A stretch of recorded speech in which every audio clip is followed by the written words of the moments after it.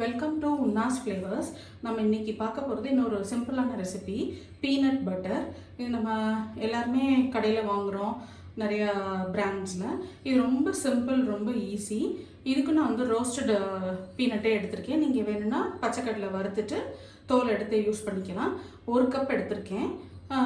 ஒரு 1.5 table spoon honey எடுத்திருக்கேன்.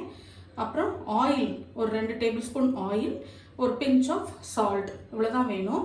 இது நீங்கள் ஹனி வேண்டாட்டி நாட்டு சக்கரை வேணாலும் யூஸ் பண்ணிக்கலாம். ஹனினா கொஞ்சம் பட்டரியாக வரும் உங்களுக்கு வந்து அதை அரைக்கும் போது.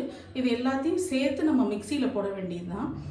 போட்டுட்டா நமக்கு வந்து பீனட் பட்டர் ரெடி ஆகிடும். இதை நம்ம பாட்டிலில் ஸ்டோர் பண்ணி பிள்ளைங்களுக்கு ப்ரெட்டில் தடவி கொடுக்கலாம், சப்பாத்தியில் போடலாம், நம்மளும் சாப்பிட்டுக்கலாம், பெரியவங்களும் சாப்பிட்லாம். இது வீட்டிலே பண்ணுறதுனால ஹெல்த்தியானது. இது நான் இப்போ அரைச்சிட்டு காட்டுறேன். இப்போ பாருங்கள், எல்லாத்தையும் அரைச்சிட்டேன். இந்த டெக்ஸ்சரில் இருக்குது. நான் வாட்டரை ஆட் பண்ணவே இல்லை. ஆயில், ஹனி, சால்ட்டு, பீனட்டை மட்டும் முதல்ல போட்டு கொஞ்சம் குறைக்குறன்னு ஆனதுக்கப்புறம் அந்த சால்ட்டு, ஹனி அண்ட் ஆயில் 3 எல்லாத்தையும் சேர்த்து ஒன்றா அரைச்சிட்டேன். இந்த பாருங்கள், நல்லா ஸ்மூத்தாக அரைச்சிடலாம், தண்ணியே வேண்டாம். இது நல்லா ஸ்ப்ரெட் பண்ண வரும், டேஸ்ட்டும் நல்லாயிருக்கும். ஹனி பிடிக்காதவங்க நாட்டு சக்கரை யூஸ் பண்ணிக்கலாம். இது ரொம்ப ஹெல்த்தியானது. ப்ரெட்டு, சப்பாத்தி எதுக்கு வேணாலும் இதை வச்சு சாப்பிட்டுக்கலாம்.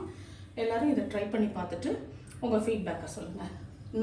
நெக்ஸ்ட் ஃப்ரைடே இன்னொரு ரெசிபியோடு உங்களை நான் சந்திக்கிறேன். தேங்க்யூ.